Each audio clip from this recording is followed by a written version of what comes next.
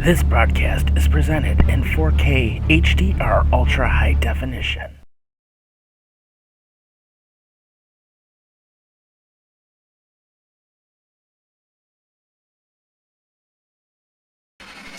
Presented by Horns and Hooves Entertainment.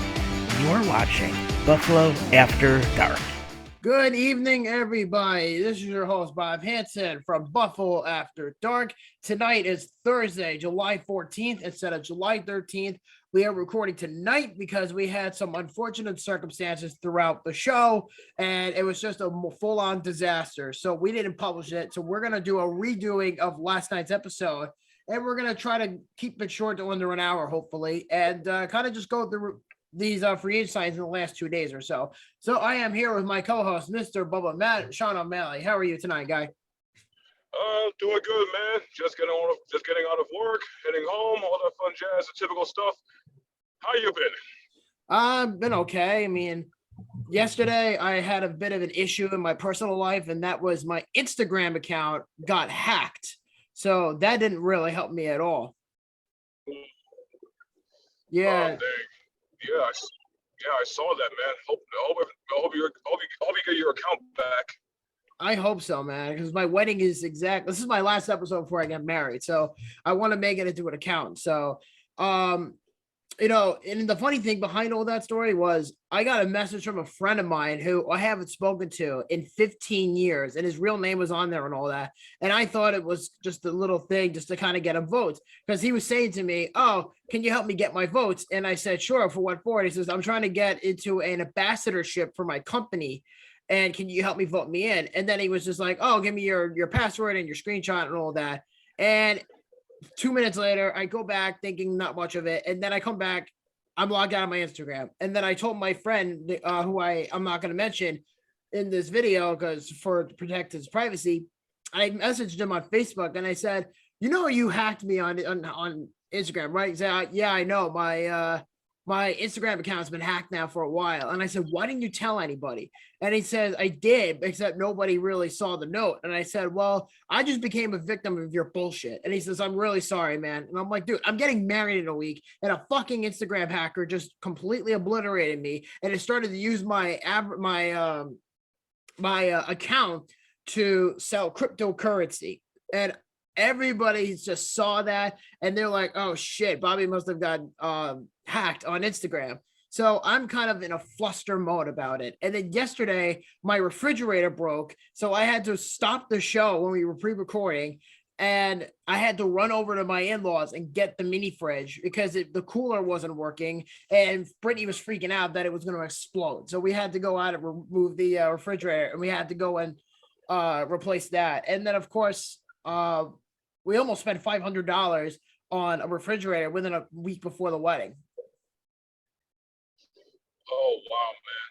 Yeah, sorry you went through all that mess, man. But don't blame yourself for those things and stuff like that. Life happens. We can't control everything. We just gotta we do what we can. Yeah, I mean, there's a thing called Murphy's Law, which is exactly what happened. You think everything is all fine and normal, and then all of a sudden, boom, everything starts crashing down, and then you feel like complete shit at that point. Yeah, I know what you mean, man. I know what you mean. Yeah, it was just beyond frustrating. I couldn't tell you how stressed I was yesterday about all that. And then trying to record Buffalo After Dark, that was just painful too. But I'm glad though that it's over for the time being. So, I'm just hoping to get a fresh start and just hope for the best. That's what I'm hoping for to do today. Yeah, it's the best thing it's the best thing all of us could do these days. Absolutely. And you know what? Because we're talking about free agents, I'm actually setting up my background for the free agency tracker. So I'm rocking the New Jersey Devils jersey today because the Devils were in the news this week, and we're going to talk about them in a little bit. But we're not going to go through over every big name free agent. We're just going to go out over the key ones that were available yesterday on the first day leading into the second day. So there are still some names available that are on the market that could be available, that could sign any day now or any moment for the time being. So we really have no prediction about that. So it's just all down to the person and all down to the team. That's really what it comes down to. Yeah, absolutely. Yep. So why don't we get the show on the road with the biggest free agent market in 2022, the biggest, name on the free agent market. And that was a big surprise to everybody and their mother. And that was Johnny Gaudreau to the Columbus Blue Jackets. And the way this played out, holy fucking shit. This whole played out like if it was Deshaun Watson 2.0. Oh, man. Yeah. Oh, gosh. Yeah, except it took a lot shorter than what Deshaun Watson did. But I will say for sure is not Deshaun Watson. Johnny Gaudreau told the Calgary Flames that he was going to re-sign for an extended period amount of months. I want to be a Flame for life. I want to win a cup with the Flames, etc. So now, and then leading up to free agency, just a day before the free agent market, 6 hours before the clock strikes 12, Johnny Gaudreau goes up to the Calgary Flames and they gave him the red carpet and they gave him everything. And he says, I'm going to leave the Calgary Flames. I'm going to go explore my options. And he was like, it was never about the money. It was never really about that. I want to be closer to home because he's from New Jersey. I mean, that's why I'm wearing a Devils jersey, and it makes sense. So he grew up in Jersey, but he grew up a Flyers fan. So that kind of made things a little bit more interesting. So, and the day progresses, and people were saying leading up to free agency that it was down to the Philadelphia Flyers or the New Jersey Devils to get Johnny Gaudreau. And the most interesting thing about all this is Johnny Gaudreau rejected an offer that was ridiculously large by the Devils that it almost made me think, who's going to sign this guy? And apparently it was being said, allegedly, that the New Jersey Devils themselves offered Johnny Gaudreau a total of 7 years, $10.2 million at minimum. Oh, man. Yeah, and he turned it down. Yep, and he rejected this offer. And this is, and keep this in mind, this was directly from the New Jersey Devils that actually offered him this money. And then it was said that the Islanders paid him 8 years, $9 million. No, sorry, 7 years, $9 million. Because if you're a free agent, you can only get 7 years unless you're a homebound player like Johnny Gaudreau with Calgary, if he stayed, but he didn't. So he got a 7-year deal that was being offered to him by the New York Islanders for $9 million. And that was the most the Islanders were willing to give up. So, and then it was said the Flyers were out of the run because they couldn't afford him, and they had to trade James Van Riemsdyk, and they've yet to had any, sign of life of trying to trade that ridiculous contract. So now, because of those contracts with the Flyers, they're not allowed to sign Johnny Gaudreau. So again, it was down to the Islanders or the Devils for Gaudreau. And the clock went down and all that. And around maybe an hour and a half before the usual 8 o'clock, Johnny Gaudreau got a monster contract by the Columbus Blue Jackets.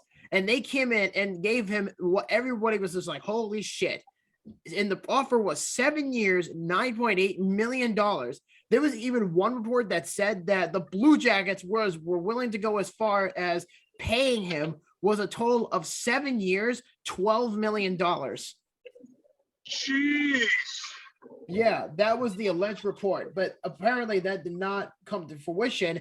And instead, Johnny Gaudreau accepted a $9.8 million contract. So if you take the contract alone, this is no bonus contract signing, no movement clause, no nothing like that, just straight money. So the Blue Jackets gave him a 7-year deal with $9.8 million.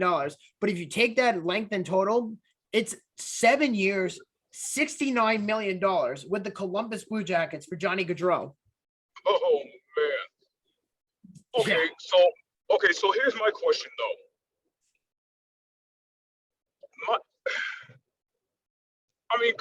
Kudos to the guy for getting a really good contract, but the Devils offer was just slightly higher in the money. Same 7 years, but for $10 million. So my question is, why did he reject that and take the Blue Jackets offer, which is just slightly lower? I have no idea. And yet Johnny Gaudreau was saying, oh, I want to go home. I want to play closer to home.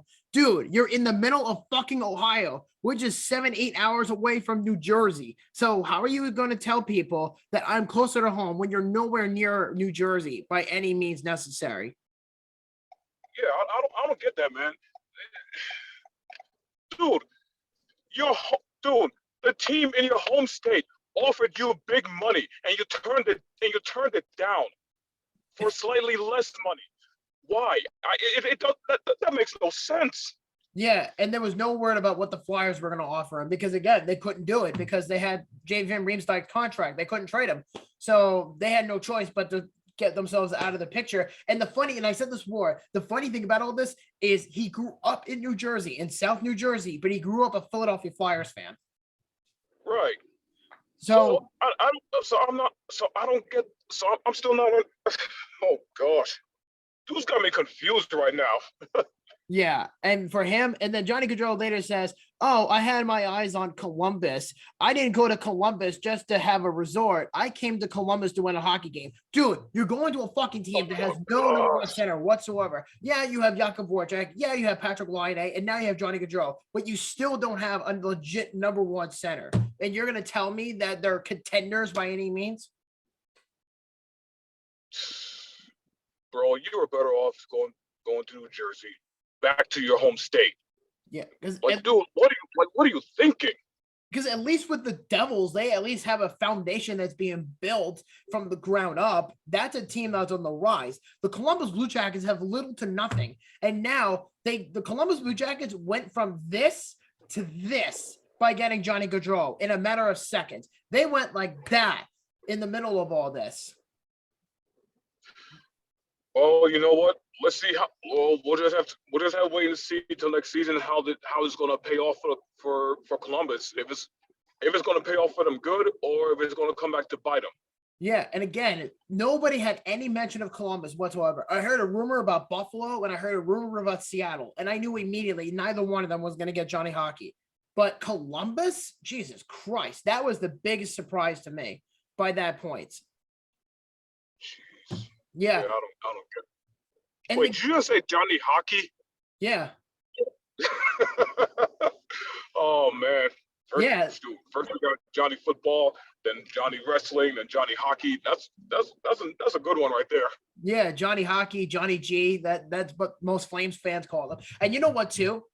I found out that the Calgary Flames are playing a home game against the Columbus Blue Jackets in mid-January. So I don't know what the reaction is going to be. Is it going to be good or is it going to be bad? Because there's a lot of Calgary Flames fans who are downright pissed of how Johnny Gaudreau handled the situation. Because, again, he pulled off a Tavares by saying, I want to stay with Calgary. I want to win a cup here, et cetera, et cetera. And then in the last minute, he's like, I don't want to do it.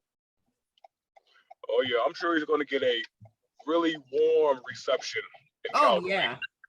I honestly think that he should have handled this a lot better, in my opinion, if he went up to management, if he went up to Brad Trevling, and he said, hey, I don't feel comfortable playing in Calgary. I know we're great, but I'm not feeling the vibes, but I want to be traded. Yeah, I'll bet he's going to get this. I bet he's going to get that same treatment Jack Eichel got when he came to Buffalo for the Golden Ice. Yeah. Oh. Yeah. And my question now becomes is Ohio, like, does the state of Ohio alone have the state income taxes? You know, I have no idea. I don't either. I mean, I don't live in Ohio, so I can't explain that. But, and it's weird to me. Sports this year in general, from covering Buffalo After Dark for the last 2.5 years, especially 2022 year alone, the state of Ohio has been a huge market for sports. First, Deshaun Watson to the Cleveland Browns, and now Johnny Gaudreau to the Columbus Blue Jackets. Yeah, I have a feeling neither of those are going to pay off. We'll see. I mean, Johnny Gaudreau is coming off an 115-point season. Yeah, I mean, it might work well for the Blue Jackets, but for the Browns, oh no.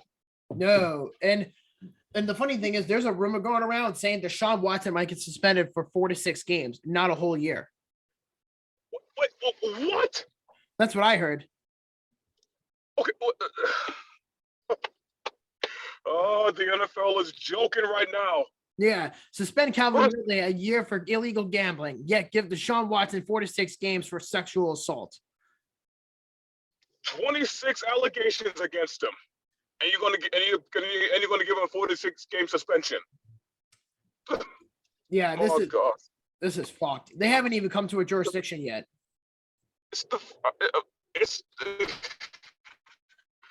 Gosh, I try to politics and stuff like this, man, but you can't. But you cannot tell me that there was some kind of politics involved in this. If you're gonna suspend you plan on suspending the guy 4 to 6 games after 26 allegations were made against him. Yeah, but I will say, serious? I mean, I honestly disagree with it, but we'll see if it actually becomes true, because the rumor is 46 games, but I don't want to put any labels and saying it's confirmed. You know what I'm saying? Yeah, but it's just so stupid, man. Like, just no, he needs to be suspended for a year. I'm just saying. Oh, absolutely. And you know what, too? The funny thing about all this, the biggest difference between Johnny Gaudreau and Deshaun Watson is Johnny Gaudreau is not a raging sex machine. I wouldn't doubt that for a second. Yeah, that's going to get very interesting for the offseason. So, bottom line is, how would you rate the Columbus Blue Jackets offseason thus far with just signing Gaudreau by himself? Oh, we're talking like star ratings, or length, rings of money, presentation and stuff like that. And the funny thing is, the Blue Jackets only had contact with Johnny Gaudreau for 2 hours on the day of free agency. They didn't do it for weeks or months. They had 2 full hours to present him the money, and they said, there's no bonus in anything, just straight money. We're going to give you $69 million. Take the money and run with it.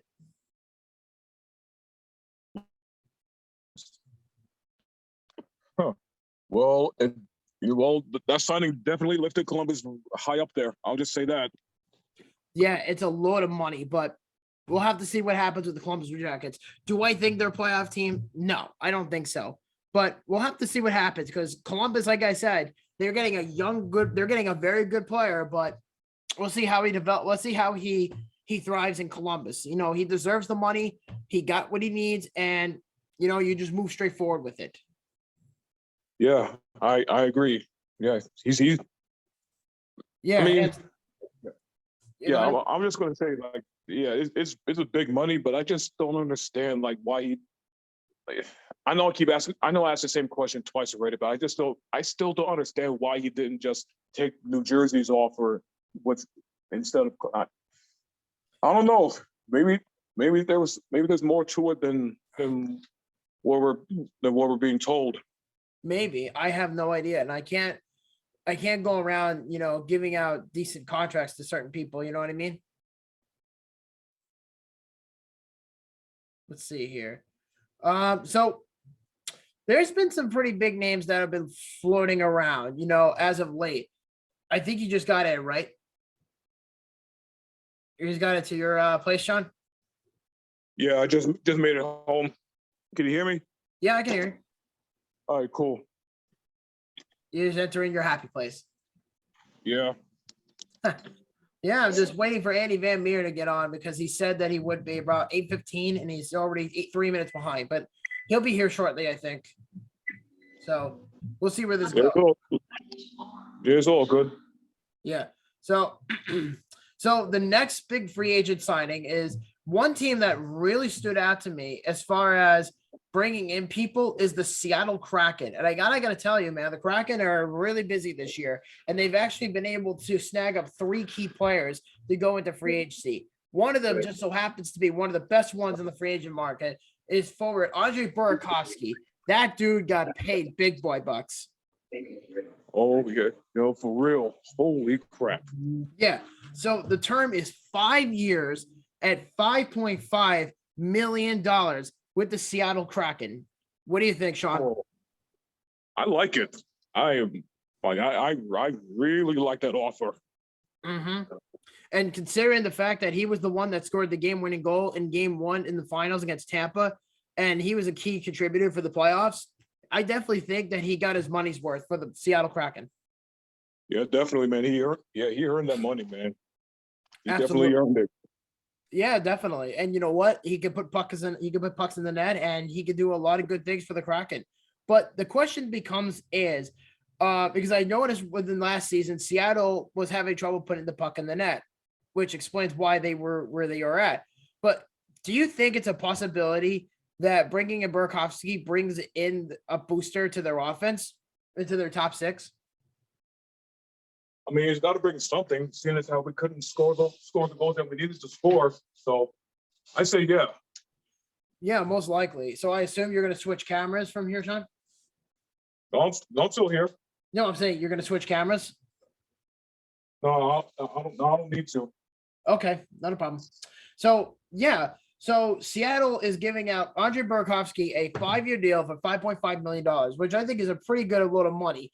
But then again, check this out. So Burakovsky gets a 5-year deal, and then the next one here is freaking Justin Schultz from the Washington Capitals, is a young tight defenseman, and he's like I believe he's getting 2 years around $3.5 million. Mr. Sean O'Malley, what do you think? Justin Schultz, the Seattle Kraken.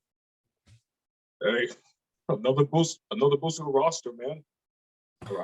I'm definitely liking this one. and I believe earlier today that the entire city of Seattle was jizzing with the fact that Shane Wright just signed his ELC, his entry-level contract, earlier today with the Seattle Kraken. Well, I wouldn't doubt that for a second. Mm-hmm. And that's the funny part to me, because Ron Francis, I think, set up a really nice, foundation, drafting Manny Beniers, drafting Shane Wright, getting Andre Burakovsky, getting Justin Schultz. And Ron Francis, right after that, said, we're going to be aggressive. We're going to do what we can to bring more talent to Seattle. And if that's not enough, you remember about a month ago, I remember you mentioning it on Kraken's Lair, you said that Chris Drieger is going to be out for 8 to 9 months with a torn Achilles. I think it was either an Achilles or an ACL tear. He injured. He injured during training. It wasn't. It sucks, to be honest. So, I mean, stuff happens. So they're gonna have to find another backup for be it the second for Drieger. So we'll see what happens there. Well, you didn't hear who they signed, did you? No, I didn't. They brought in Martin Jones, the backup goalie from the Philadelphia Flyers, for 1 year for under $2 million. And how good is he as a backup? He's a Stanley Cup champion, and he was a former starter for the San Jose Sharks. Okay, then. That's for sure. And then joining us right now is Mr. Andy Van Meer. Andy, it's been a goddamn eternity, brother. How you been? Andy, you in, buddy? All right. Well, until he hears us, I hope he can hear us. I mean, his name is on my board. Wait, I think I see him. Like, Andy, can you hear me, guy? Yep, I'm on. Yeah, there you are. How you been, Andy? I've been better. How about you? I'm good. I had a bit of a rough day yesterday with trying to pre-record, and we already went over it. I basically just summed it by basically saying my Instagram account got hacked earlier today, and unfortunately, I'm not happy about it. And I had a bunch of other life events going on yesterday. Let's just say Murphy's Law taken into effect into my life. My refrigerator broke within a week before my wedding, and fortunately, my mother-in-law had a separate refrigerator for my wife and I to take, and we can just bring it home and hook it up, and that's exactly what we did. So that's all better. And we're just talking casual, stuff about free agency. We just discussed Johnny Gaudreau. We're actually talking about Andre Burakovsky and the Seattle Kraken and what they're trying to develop. And then we're getting to the main one of the show, was to explain why I'm wearing a Devils jersey. So yeah, we're going to get to that in a little bit, but give us your feedback, Andy, on Johnny Gaudreau. How do you feel about the contract? Sean already gave us his opinion on it. Well, starting off, it was a wild day yesterday trying to figure out where he was going as we were talking throughout the day. Yeah. It got knocked down to two teams, being everyone was thinking the Devils and the Flyers. No, it was the Devils and the Islanders. The Flyers were already prematurely out because they couldn't. That's right. I'm sorry. Yeah, That's right. Yeah. Flyers couldn't open up the cap for him, so they said no. I Yeah. meant to say the Islanders and Devils. That what we all thought, but there was a deal on the table for Johnny Gaudreau with Columbus that nobody was really talking about because it was a long shot. Nobody thought he was going to actually really go there. And for some reason, which I found out today in listening to his presser, of why he chose to go to Columbus. And it's still kind of hard to understand because everybody understood the fact that he wanted to be closer to home, and he's a Jersey kid, and everyone was thinking this. So why Columbus? And during his press conference, I guess he talked about it with his wife, and apparently they like just how Columbus is. Apparently, I don't know about that, Andy, because I saw that press conference as well. But the thing that really rubbed me the wrong way, at least from my point of view, is how he handled it. Because obviously, if you remember with John Tavares, because he did the same exact thing, and I was telling Sean the same thing.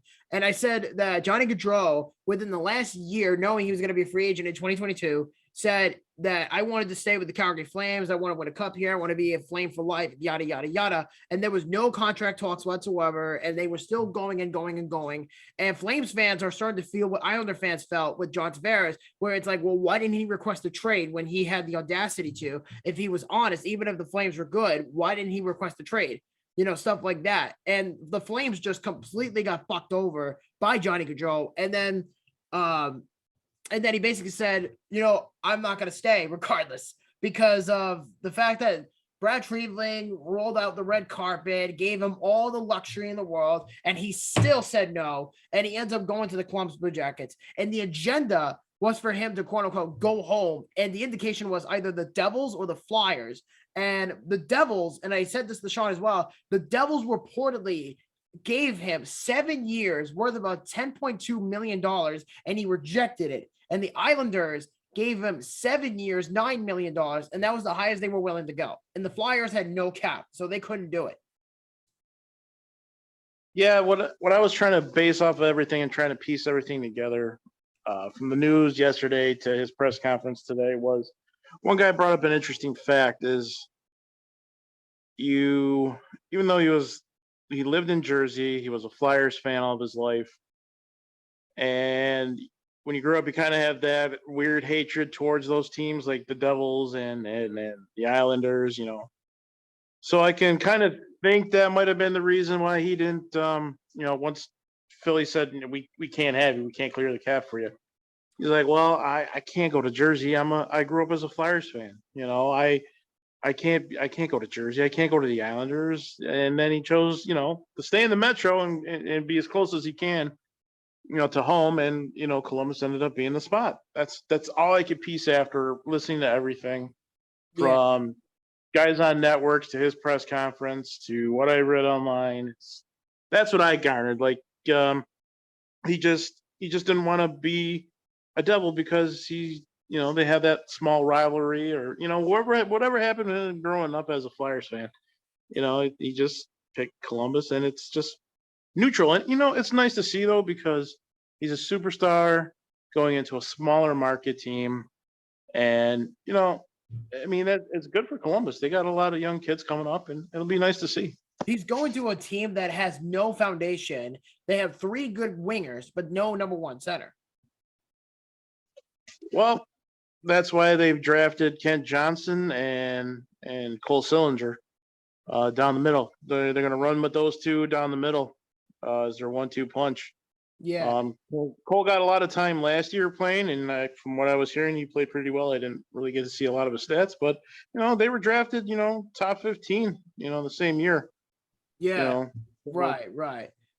And Sean and I were talking about this, and he was just like so confuzzled by the whole Johnny Gaudreau thing. Like, he was just like, yo, why didn't he just take the deal with the Devils? Yeah, I've seen players throughout my life who claim to be fans of a certain team end up going to a division rival. Could you imagine that? Imagine if, let's say in this case, Shane Doan was a free agent and he one day said, that I want to go home to Alberta, but I grew up an Edmonton Oilers fan, but instead goes and signs with the Calgary Flames. Could you imagine what that would have been like if he did that? The same could have been said about Johnny Gaudreau, but I understand the whole rivalry concept with him, with not going to the Devils, considering he's from the area, but it just really leaves a bad taste in people's mouths because the narrative has now become in the last few years, John Tavares, Johnny Gaudreau, etc. They've all said, I want to stay with my current team for life. I want to win a cup. And yet they lie about it and then leave 6 months later and they get a massive contract from somewhere else and they get booed at it. And I was at the Islander game in John Tavares' first game back as a Leaf. I was at that game. Well, you know, it was swirling all year long, whether or not he was going to stay or not. And like you said, it came down to a couple hours before free agency where it was like, you know what? I'm done here. I want to go closer to home, quote unquote. Yeah. So, you know, unquote. You know, you won't.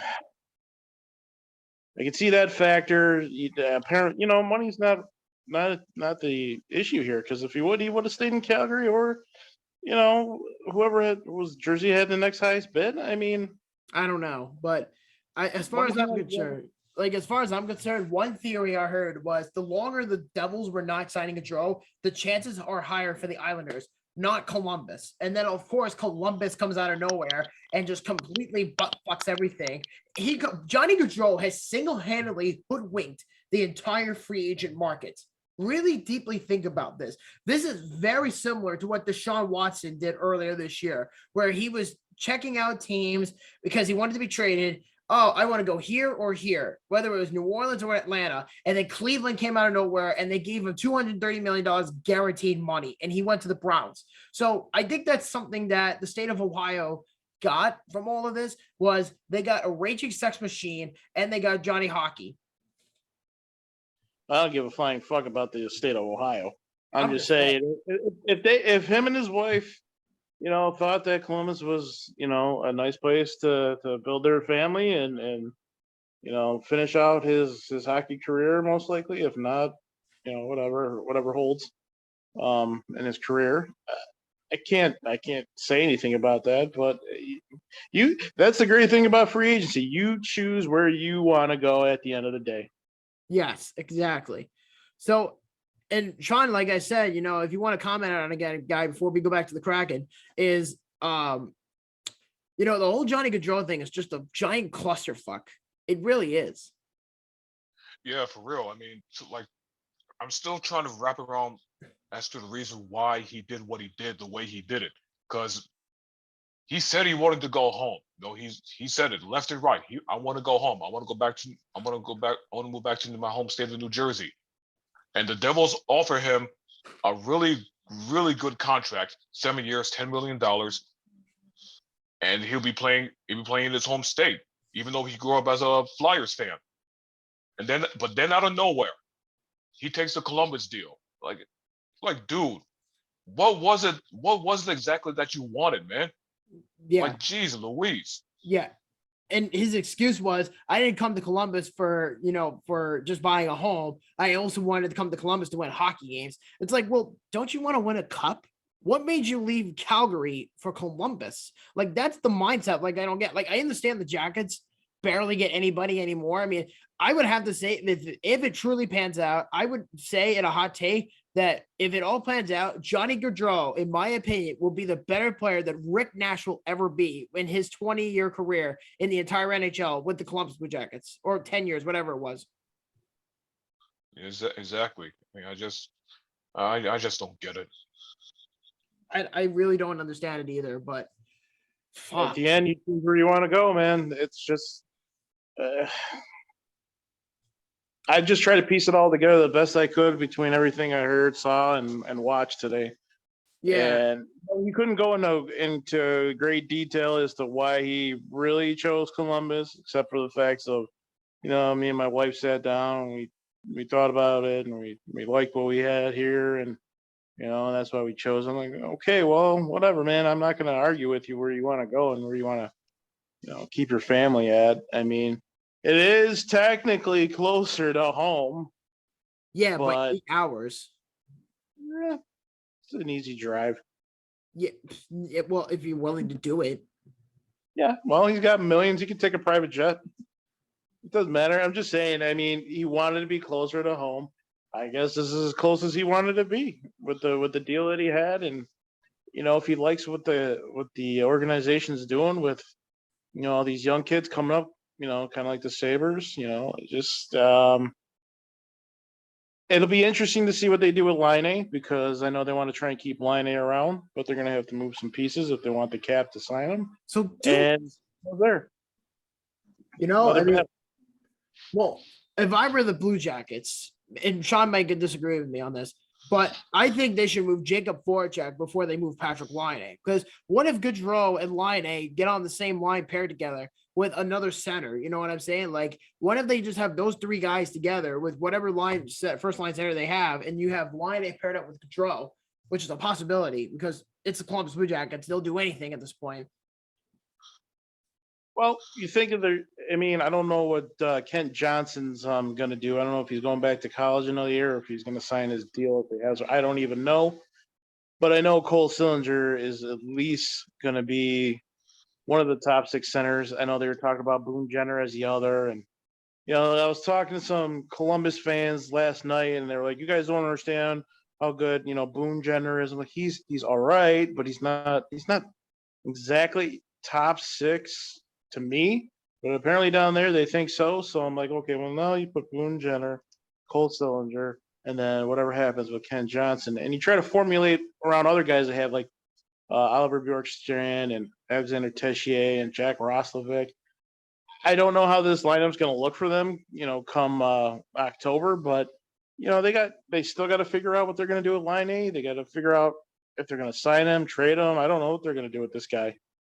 I have no idea. I mean, it's only a matter of time, but we'll figure it out from there. You know what I mean? Like, it's only a matter of time what they do. So, we were, before you got on, Andy, just in time, by the way, we're actually talking about the Seattle Kraken. And I just went on capfriendly.com on Twitter just to get confirmation about the numbers, because I think I mentioned it to Sean earlier, but I wasn't exactly sure, but now I have it. And that is, Justin Schultz signed a 2-year deal worth around $3 million for the Seattle Kraken, and Martin Jones signed a 1-year deal for $2 million with the Seattle Kraken, and Andre Burakovsky signed a 5-year deal worth about $5.5 million with the Seattle Kraken. And I think Sean was in the middle of giving his opinions on it, but why don't we go from there? And then Andy, you give your thoughts. So let's go around the table. What do you think, Sean, of those 3 guys? You have a goalie, a defenseman, and a forward. I mean, I like the idea. I mean, of course, you got a goalie to, to replace Chris Driedger for temporarily until he gets back to 100%. And you got a couple other decent players, and I so far I like the direction Seattle's going. Yeah, and then of course adding on top of the cake, the icing on the cake is signing Shane Ryan to his ELC. Yep, absolutely. I like that too. Hell yeah. So Andy, what do you think about that? Seattle Kraken with Burakovsky and Burakovsky, Martin Jones, and Justin Schultz. What do you think? The Kraken got their 1-2 punch for the future. Beniers and Shane Wright. For years to come. That's great to see. Got to have the 1-2 punch in your top 6, I think. It was a good signing for Burakovsky. He goes between the second and third lines a lot, but I mean he's going to have a solid shot in the top 6 regardless, because he still got some good wingers. Everly and McCann. Burakovsky being another. I'm just trying to think who else they have on the wings there. I think Jordan Everly was there too. Yeah, Everly and McCann, with Matty Beniers, that could be a solid, first line rolling. Yeah. Burakovsky with Shane Wright and whoever else on the other wing. It could be formidable. If they keep adding, I don't know how much cap space they got left, but, they're slowly growing. They're slowly getting going. And, it's nice to see. Martin Jones, he's not the old Martin Jones we know. but he's a solid backup. Justin Schultz is a solid. You could call him top four, bottom four, whatever you want to call it. He's good for the second or third pairing. He'll be solid, and he'll bring a little bit more to their power play as well. Yeah. And to give you an idea, you said you don't know how much they have left in cap space, you said? No, I don't. Okay. To answer your question, according to Cap Friendly, the Seattle Kraken, as we currently speak, have $9.86 million left in cap space. Okay. They can play around with it a little bit. Here's an idea. John Klingberg, that fucker is still available. How about Nazem Kadri? That fucker is still available. How about make a trade for, another pairing scoring winger or another center or something like that? The Kraken, I definitely have to think, are not done at all. I think, in my opinion, I personally think they're going to try to go after Nazem Kadri. I really believe this. If the Avalanche are not able to bring him back, I have to believe Kadri would be on Seattle's radar. Yeah, if I were them, I'd be making a call. If I were them, I'd be making a call and inquire about Kadri. Why not? I mean, I don't know how much he's commanding in free agency, but I'd definitely be making a phone call if I was Ronnie Francis. Yeah. He could solidify that top six immediately. Yeah, I agree. And you know what, too? I found out that he's demanding around $9 to $10 million per season. And teams like the Kraken, the Islanders, the Rangers, of course, the Avalanche, a handful of clubs are definitely going to be inquiring about Nazem Kadri's service. I mean, why the fuck not? I mean, Seattle would be dumb to even consider it. Listen, Buffalo didn't even get anybody big. I mean, yeah, they got Ilya Lyubushkin, but that's a short-term deal. How about Kadri? Dude, rubbing in Toronto's face. I mean, you already got Lyubushkin, so why not just get Kadri? Give him $10 million, dude. They're not going to do that. I know.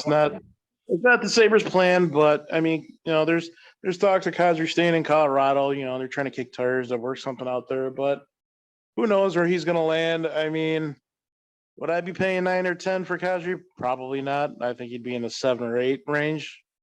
But like I tell everybody, you love to have him, even though you may hate him. Yeah, I agree. Sean, what do you think? Do you think it's worth 9 to 10 million for Kadri, or do you think you would rather pay him 8.5? honestly, I think it depends on how long the Kraken want to keep him if they were to get him, because demanding 9 to 10 million. I mean, I think that's a bit of a gamble, to be honest. Yeah, I don't know if they should go with it. I mean, we're talking about a gritty player who can put the puck in the net. He's an agitator. And guess what? He also won a Stanley Cup. Oh, yeah, that's true. We also got Burakovsky, who also just won a cup. Right. I think even though Kadri's a natural center, I think for the Kraken, you want to keep building around your two young centermen like Beniers and Wright. Go find another winger to play with them. That's just my idea. But yeah, Kadri, like I said, you can go wherever the hell you want at the end of the day. That's the joy of free agency. How about Phil Kessel? I think he would be a great cheap option for the Seattle Kraken. Philly hot dogs? Yeah, sure. Why not? He'll go anywhere. Just give him a That's right. The hot dog man. I would love to see Phil Kessel on the Seattle jersey. I really would. I mean, the guy's won 2 Stanley Cups. He's an Iron Man, too. That dude never gets hurt. And he's in his mid-30s. It wouldn't be bad, but you also got to think Everly is also in his 30s. Maybe they would want to get a little younger or somebody in their mid-20s. Yeah. Somebody like who else is out there? I think maybe Nino Niederreiter might be out there. Nino Niederreiter, that's who I was thinking of. And then, of course, Andre Palachos got taken off the board today, and we're going to get to him in a second. But yeah, so there's a bunch of options for Seattle to play with at $9 million. And I think Buffalo has 20-something million to play with? At least. I haven't even looked. Yeah, I'll look that up for you right now. Let's see how much Buffalo is making, as I'm pretty sure because they signed Eric Comrie to a 2-year deal worth about $2.75 million. Same with Ilya Lyubushkin, but let's find out how much are the Buffalo Sabres making. Yep, I'm right. They're making around $20.354 million with the Buffalo Sabres. And they still have enough money to go out and sign at least one, if not two big name free agents, or even by trade. So there's a possibility that I think they're holding on to that cap for someone like Tage Thompson. That's very possible. Yeah, how much do they have left in their cap space? Around 20 million, 20 to 21 million. Okay, 'cause I had to think of all the other guys in the AHL they signed too. They're signing a bunch of kids for the AHL. Yeah, And, those are at least like $750,000 though. when you add 3, 4, or 5 guys, it comes out to like 2-3 million. And yeah, I think they're gonna stick to their plan, and I would like them to sign one decent forward for the lineup, but I don't know. They're gonna save as much money as they can for the kids, Tage Right. and Paterka and Quinn and Cousins and Darlene and Power. I mean, they got to save the money for them. Well, that's what I'm saying. Maybe that's why they're not going crazy unless they trade a ridiculous contract. But we're going to find out within a year and a half of Kyle Poso if whether or not he stays, because I think next year is the last year of his 7-year deal. Yeah, I think if he does come back at the end of his contract, maybe like a 1 year, $2 million, $3 million deal. Like, it's definitely not going to be 6. So you're saving cap there. Yeah, far from it. So, and speaking of cap, one team I want to discuss who I really believe is doing a phenomenal job at the cap is the New Jersey Devils. Because if you look at the Devils right now, as we speak, we mentioned earlier that they were trying to get Johnny Gaudreau. That obviously did not work out in their favor. So instead they went with plan B, which was they went on and got Andre Palat from the Tampa Bay Lightning, 5 years, $6.5 million with the Devils. Yeah, that's some serious money right there, and he earned it. Absolutely. Absolutely. And he's a playoff performer. So that's probably why why New Jersey is paying him that much money. That's a team that needed wingers. That's another team that's trying to build around their young 1-2 punch of centermen. You got to build around. You got to put good wingers on, with them, and they are lacking. That's why I was hoping that I wasn't hoping. You know how much I like Slepkovsky, but I was thinking he was going to go to New Jersey and be a great fit. They need the wingers, and they go and get Palat. So I mean, that's a start. Yeah. And you know what? Considering I live within 2 hours of New Jersey and I get a lot of coverage of the Devils down here on Long Island, I get a lot of Devils games locally, but I can tell you from within the ground up, I can tell you a lot of people are really excited about the Devils with the fact that they have Jack Hughes, they have Nico Hischier, they bring in Andre Palat, they drafted Simon Nemec. They're building a very good club, and I'm really excited to see what they do within this year or next year. But mark my words, the New Jersey Devils are going to be really, really good soon. Their defense, they're starting from the defense on out. Nemec, I was shocked that they took Nemec. I wasn't shocked that they took Nemec. I just didn't think he would be the pick. I was thinking they would probably go grab Cutter Gauthier, maybe a little higher than he should have been, because I know they needed the wingers. But when you come to think of it, them getting Nemec, you think about Luke Hughes coming. You got Ty Smith already. You got Graves. You got Damon Stevenson, Dougie Hams, and then you add Nemec. I mean, that's your fucking 6 defensemen going forward. If he signs this deal, I mean, that's insane. That's great. And then you go grab Vanacek in the net. Oh my goodness. Dude, I'm telling you, the Devils are building a really good team, and I'm actually really excited for them. And I have a lot of respect for them. They're arguably my 3rd favorite team, but I don't ever talk about it like that because people will be like, well, you have so many teams you root for. I mean, yeah, if I'm being presented to go to a New Jersey Devils game, whether if they're playing like Boston or Dallas or any team for that matter, Chicago, I would probably go to a Devils game. I would just regardlessly just have a good time at a Devils game. Going to a game at the Prudential Center is amazing. I'm not going to lie. I've been to that place twice. It's actually a great place to go and watch a hockey game. But imagine having to see that every night with a good young core coming up. The only thing that really bothers me is the goaltending. I know they got Vitek Vanacek, but Mackenzie Blackwood is not the guy. It's very obvious. He doesn't want to be in New Jersey. No. And if they feel that strong about Nico Dawes, put him as a backup, I guess. Or whatever. I don't know. Nico Dawes is not going to be on the Devils for another 5 years. If he's lucky, by that point, because New Jersey will probably have 2 stellar goalies with Vanacek and another goalie going down the road. I have to think they're going to trade Mackenzie Blackwood. I really believe they will. Yeah, if that's the case, then so be it. That's fine. Like I said, yeah, they're building around their kids.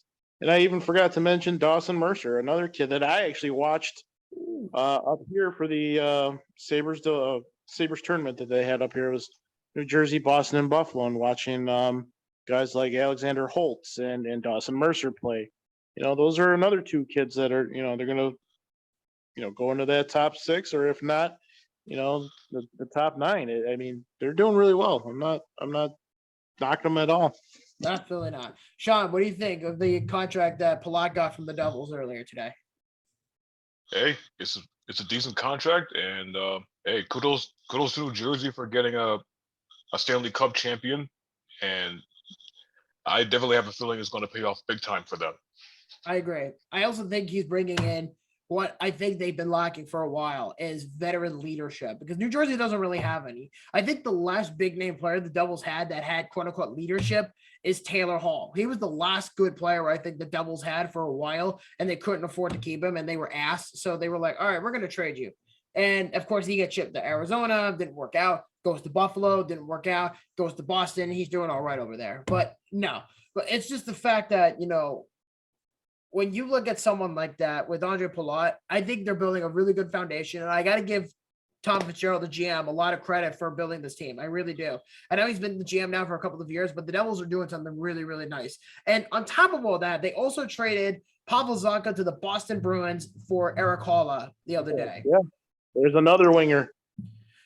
Like I said, they're building up their wingers. They need the wingers around it. Yeah, I totally even forgot about Jesper Bratt, who played phenomenal last year. Oh, yeah, I forgot about Jesper Bratt. He's so underrated, though.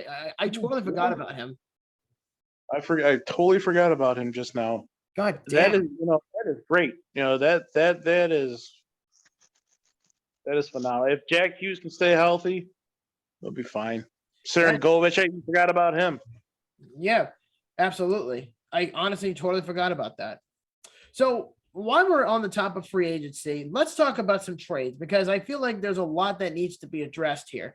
And one team I want to talk about in particular, because I think it revolves both around them and it leads to one thing next to another, is the Carolina Hurricanes. So the Carolina Hurricanes are an interesting group of people. They really are. So they go out and they make the trade to get Brent Burns from the San Jose Sharks, and then they ended up getting Max Pacioretty.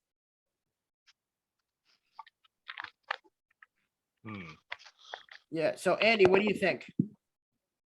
Well, from what I was hearing was that they were really upset with how their power play worked in the playoffs, I guess, versus who was it? Versus the Rangers. They were really upset with how their power play worked, and they think Brent Burns is the guy who can, kick the tires and produce more on the power play. Since losing a guy like Dougie Hamilton, who was on the back end with a good shot, I can understand that.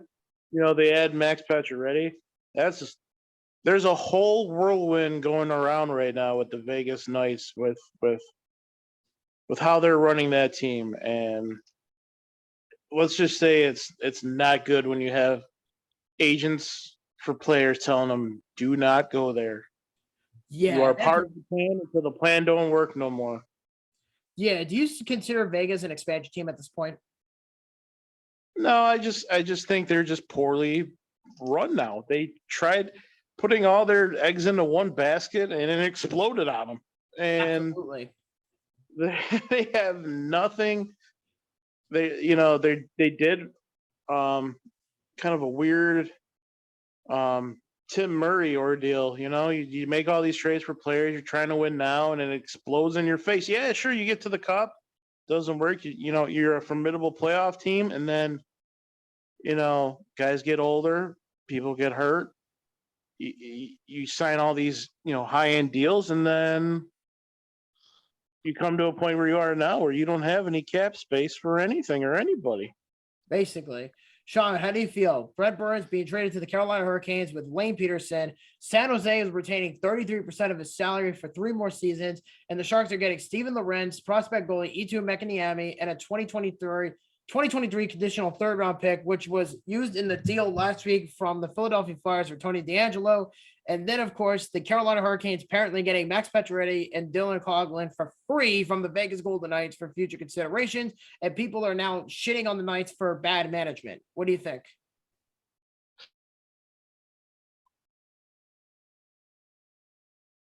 I think he's frozen. Did he freeze? I think he did. Oh, shit. Hopefully he's okay. That's all right. We got like 5 minutes left to go on the show anyway. And there he goes. So, yeah. So how do you feel about all that with Vegas at this point?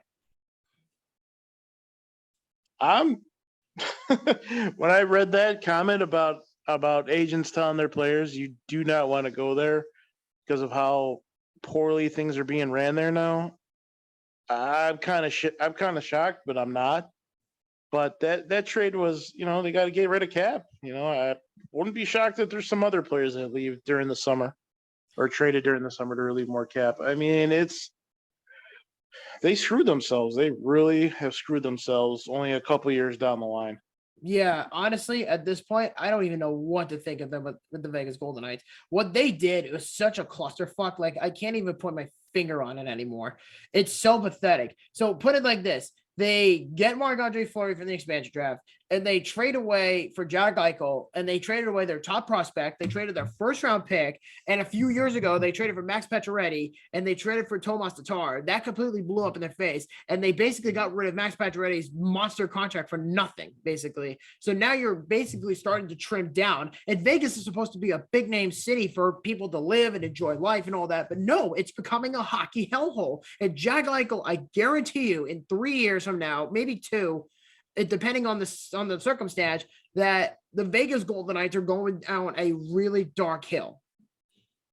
No, absolutely. With the way things are being ran, they put themselves in a hole, and I'm not going to feel sorry for them. Like, I understand the first year or 2, you want to put all your chips in the basket because you made it to the finals and you wanted to keep going. And I understand from a sense, you're a playoff team and you want to keep trying to go for it, but you kind of got to just try and, after 2 years, if you're still a playoff team, just go with what you have.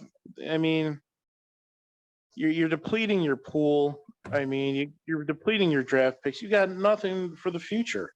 You're depleting it. Yeah. So and that's where they now. So I don't feel sorry for them. No, me neither. Yeah, we got 5 minutes left to go, guys. So let's try to cut the cake and, wrap up the episode. So anyway, so we're just talking about the Vegas Golden Knights shit show, Sean, from trading for Jack Eichel and trading Max Pacioretty for nothing. Yeah, I was literally about to answer until the freaking connection on my phone cut off. I don't know how that happened. But anyway, like I was trying to say, yeah, that was a lot to take. That was a lot to take in. I think one of the teams you mentioned, I think they got a raw deal, if I'm being real. I think it was Vegas. It was Vegas. Yeah, Vegas. Yeah, definitely Vegas. They got a raw deal out of all of this. Yeah, I think they got desperate, and obviously they traded for Jack Eichel, and it didn't really work out in their favor. I mean, Jack Eichel's a good player overall, but his contract is really going to kill the Vegas Golden Knights. They got a clear cap. They got a clear cap. It's the bottom line. Yeah, that's the bottom line. And they stabbed Marc-Andre Fleury in the back. I feel like they treat both their players, their forwards, and their goaltenders like shit. They treat them like crap. I wouldn't be surprised if Robin Leonard got traded by now. Part of the plan till the plan doesn't work anymore. Basically. So, but the bottom line is, though, it's just a fucking shit show with what everything is going on with the Vegas Golden Knights. Like, it's not even funny anymore. Yeah, for real, man. I don't know what they're thinking right now. It's poor management, period. There's no what happened to them, man? Like the first year they were in the freaking finals. What the freak happened to them? A lot. They got greedy. They got really greedy. Oh yeah, they got greedy, they got entitled, they got an arrogant, and they got their ass kicked in the playoffs in 2 years in a row in the conference finals, and didn't even make it this year with injuries. I expect Vegas to be a playoff team, but they're definitely not going to be as good as they were the last couple of years. Yeah, I don't even know. yeah, Get this whole again. thing. Yeah, it's all coming back to haunt them now. By far, that Jack Eichel trade killed them. Yeah, That's definitely. That's the trade that will kill the Vegas Golden Knights. It's too many big contracts. Too many big contracts. Absolutely. So I don't even know how the hell they were even able to sign Riley Smith. I don't know. Maybe they worked with the cap, I guess. I really don't know. But Vegas is such an interesting place. Even Tampa, too. Tampa's in the same situation. But Yeah, where did they get all this money from yesterday, signing all these people to long-term deals? Like, where are you guys getting this money? yeah, really. It's amazing. I mean, getting rid of Palat definitely helped them out with that for sure. But I don't really know. So 2 minutes left to go on the show. So I think at this point, it's pretty interesting what's going to happen from here on out. Nobody really knows for sure what's going to happen. So that's the bottom line. And yeah, free agency is far from over. It's only day 2. Tomorrow's day 3. I expect a lot of damage to happen tomorrow. I expect a little something to happen over the week with Nazem Kadri. I expect a little something to happen with John Klingberg. So we really don't know for sure. Nino Niederreiter, same thing. We really don't know what's going to happen. Who signs who of these people? But it's going to be very interesting down the road. So the bottom line is, how is everyone enjoying free agency? Hey, I'm liking it so far. Andy, what about you, guy? I'm loving it. They talk about free agency just starting. I mean, it goes all summer. Trades. I mean, once people try to line up who's going to be in their lineups coming for October, more moves will be made, and like you said, the Sabres were kind of interested in Chikrin, and Yeah, you never know where that goes. I mean, there's so many things that can go left or right. It all depends on what they think or what GMs want for their team and their lineup. absolutely. So does anybody have any comments before we wrap up tonight's show? No, I'm good, man. Keep doing what you're doing, Seattle. Yep. Andy? Trust the process for all you Sabres fans. We're on our way up. Yep. So trust the process. One thing. Hurry up. We only got 30 seconds. Okay. Aaron Dell's going to San Jose. Goodbye, Aaron Dell. See you later. Bye. Yep. Okay. So that's that. All right, guys. So this is your host, Bob Hansen, with Andy Vermeer, Mr. Sean O'Malley, and we will catch you all next time. Have a good Later. one, guys.